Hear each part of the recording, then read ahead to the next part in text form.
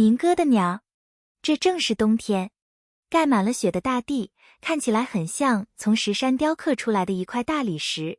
天很高，而且晴朗，寒风像妖精练出的一把钢刀，非常尖锐。树木看起来像珊瑚或盛开的杏树的枝子。这儿的空气是像阿尔卑斯山上的那样清新。北极光和无数闪耀着的星星，使这一夜显得非常美丽。暴风吹起来了，飞行的云块洒下一层天鹅的绒毛，漫天飞舞的雪花盖满了寂寞的路、房子、空旷的田野和无人的街。但是我们坐在温暖的房间里，坐在熊熊的火炉边，谈论着古时候的事情。我们听到了一个故事。在大海边有一座古代战士的坟墓，坟墓上坐着这位埋在地下的英雄的幽灵。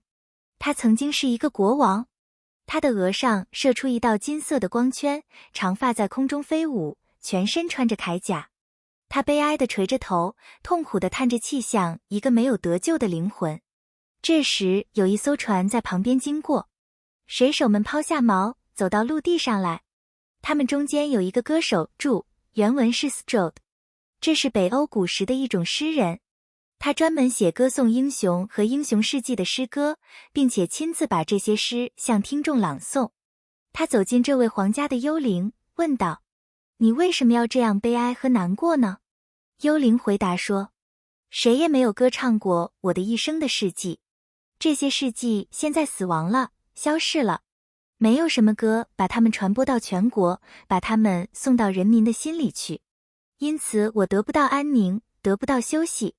于是这个人就谈起他的事业和他的伟大的功绩。他的同时代的人都知道这些事情，不过没有人把他们唱出来，因为他们之中没有歌手。这位年老的弹唱诗人拨动他的竖琴上的琴弦，他歌唱这个英雄青年时代的英勇，壮年时代的威武和他的伟大的事迹。幽灵的面孔射出了光彩，像反映着月光的云彩。幽灵在光华灿烂的景象中，怀着愉快和幸福的心情站起来，接着就像一道北极光似的不见了。除了一座盖满了绿草的土丘以外，现在什么也没有了，连一块刻有龙泥文字这是北欧古代的一种象形文字的石碑也没有。但是当琴弦发出最后的声音的时候，忽然有一只歌鸟飞出来，好像是直接从竖琴里飞出来似的。它是一只非常美丽的歌鸟，它有画眉一样响亮的声调，人心一样搏动的颤音和那种使人怀乡的候鸟所带来的家乡的摇曲。这只歌鸟越过高山和深谷，越过田野和森林，飞走了。它是一只民歌的鸟，它永远不会死亡。我们听到它的歌，我们在房间里，在一个冬天的晚上听到它的歌。这只鸟不仅仅唱着关于英雄的颂歌，它还唱着甜蜜的、温柔的、丰富多样的爱情的颂歌。它还歌颂北国的淳朴的风气。它可以用字句和歌调讲出许多故事。它知道许多谚语和诗的语言，这些语言像藏在死人舌头底下的龙泥诗句一样，使它不得不唱出来。这样，民歌的鸟就使我们能够认识我们的祖国。在异教徒的时代，在维京人的时代，他的歌是住在竖琴诗人的竖琴上的。在骑士的时代里，拳头掌握着公理的尺度，武力就是正义。农民和狗处于同等的地位，在这个时代里，这只歌鸟到什么地方去找避难所呢？暴力和愚蠢一点也不考虑他的这个问题。但是骑士堡寨里的女主人坐在堡寨的窗前，把她旧时的回忆在她面前的羊皮纸上写成故事和歌。在一个茅屋里，有一个旅行的小贩坐在一个农家妇人身边的凳子上讲故事。正在这时候，这只歌鸟就在他们头上飞翔，喃喃地叫着，唱着。只要大地上还有一块它可以立足的山丘，这只民歌的鸟就永远不会死亡。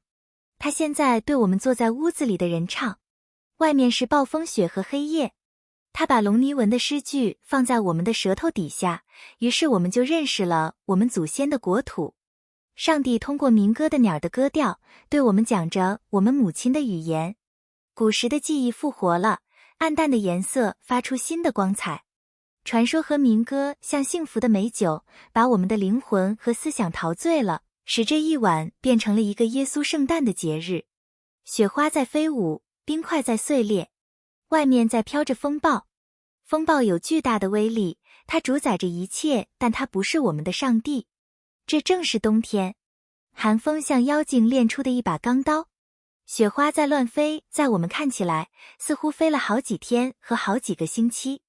它像一座巨大的雪山压在整个城市上，它像一个冬夜里的沉重的梦。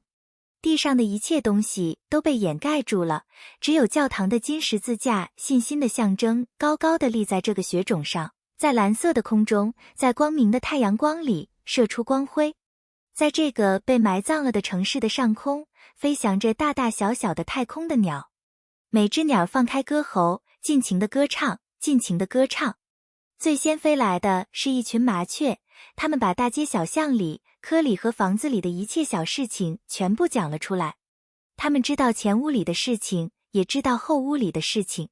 我们知道这个被埋葬了的城市，他们说，所有住在里面的人都在吱吱吱。